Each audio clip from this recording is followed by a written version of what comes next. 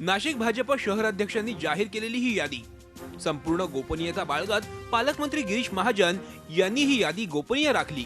122 जागांसाठी 1800हून अधिक उमेदवार इच्छुक असल्यानं नाराजांची संख्या प्रचंड वाढली। या यादीत भाजपातील ज्येष्ठ गोपाल पाटील, प्रदीप पेशकार, विनय साने यांच्यासह अनेकांना दूर सारण्यात आलं।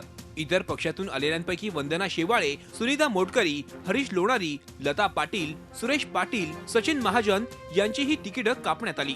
आमदार सीमा हिरे यांची कन्या रश्मी हिरे आणि दिनकर पाटील यांच्या पत्नीचं तिकीटही कापण्यात आलं। त्यामुळे शहराध्यक्षांनी घेराव घालत आपल्या संतप्त भावना व्यक्त केल्या। जे बंडखोरी करणाऱ्यांना तुम्ही तिकीट देतात असं दिसून आले।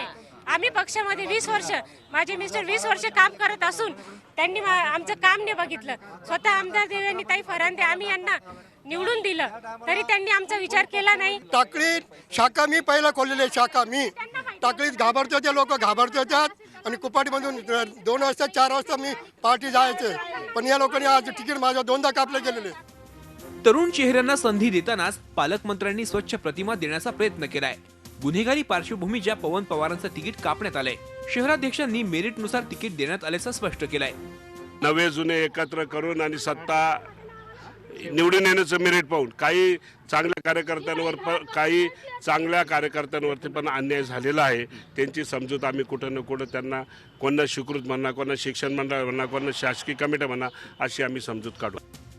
साम दाम दंडभेदचा वापर करत भाजपनं येनकेन प्रकारे महापालिका ताब्यात घेण्याचा आक्रमक प्रयत्न केल्याचं दिसतंय। सानप आणि महाजन या दोघांनी जबाबदारी शिरावर घेत केलेल्या प्रयत्नांना आता नाशिककरांची किती साथ मिळतेय हे पाहावं लागेल।